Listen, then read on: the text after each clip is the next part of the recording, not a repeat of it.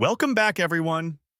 Today, we're talking men's tennis and the big question at the ATP 1000 Shanghai Open. Could we be heading for yet another blockbuster final between Carlos Alcaraz and Jannik Sinner? This year's tournament has no shortage of star power. Carlos Alcaraz, Jannik Sinner, Novak Djokovic, Alexander Zverev, and a few others.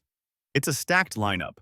But when you look closely, it feels like the real battle is between the two young guns, Alcaraz and Sinner. Djokovic and Zverev are still in the mix, of course, but the way Alcaraz and Sinner have been playing, they look like the ones to beat. Our early prediction, an Alcaraz-Sinner final, with Alcaraz holding the slight edge given how strong he's been in finals this season. But let's break down the possible paths for the top seeds, and also see if there's room for a dark horse to spoil the party. Let's start with Novak Djokovic and Jannik Sinner. Last year, they met in the final. This time, they're on course to collide in the semifinals. Sinner is the defending champion, while Djokovic is chasing a fifth Shanghai crown. And here's an important detail. Sinner leads their head-to-head 6-4 and has won their last 5 meetings. That's a big psychological boost for the Italian, who seems to have figured out Djokovic's game recently. If they do meet in the semis, the younger man might just have the edge again. Now, Sinner won't have it easy before that. He opens against Daniel Altmaier or a qualifier, but by the third round, he could run into Jenson Brooksby, who's in form after reaching the Tokyo semifinals. In the fourth round, Alexander Bublik looms large. He just lifted the Hangzhou title, his fourth of 2025. In the quarters, Taylor Fritz is the likely opponent before that possible showdown with Djokovic.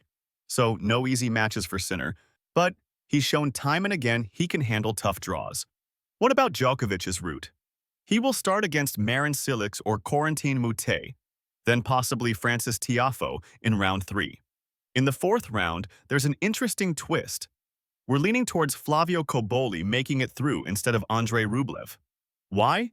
Because Cobolli has beaten Rublev twice this year already, both times in straight sets, most recently in Beijing. After that, Djokovic could see Ben Shelton in the quarters before that high-profile semifinal rematch with Sinner. Switching to the top half, it's Carlos Alcaraz who commands attention.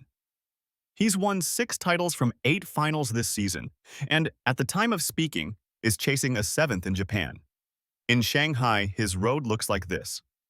Lerner Tien or Miomir Kekmanovic in the second round, Cameron Norrie in the third, Daniil Medvedev in the fourth, Alex de Minaur in the quarters, and then possibly Alexander Zverev in the semis.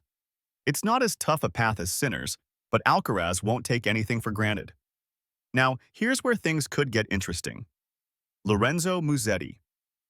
He's seeded 8th, but he's been quietly building momentum. 19 wins on clay this season, a US Open quarterfinal, a runner-up finish in Chengdu, and a strong run in Beijing. If he meets Zverev in the quarters, don't be shocked if he pulls off the upset. Musetti has a 3-1 record against Zverev and has beaten him in their last 3 meetings. Zverev is always tough, but those numbers suggest Musetti has his number right now. So where does all this leave us?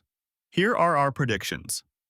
The quarterfinal lineup could see Alcaraz take on de Minaur, Zverev play Musetti, Djokovic face Shelton, and Sinner go up against Fritz.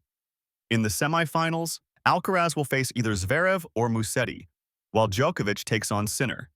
And for the final, we're calling another Alcaraz v Sinner match, with Alcaraz just edging it to lift the Shanghai crown. So that's how the Shanghai Open is shaping up.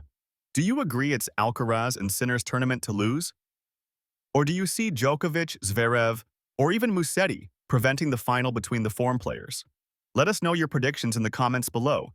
And don't forget to subscribe for more such tennis previews, history, and quizzes.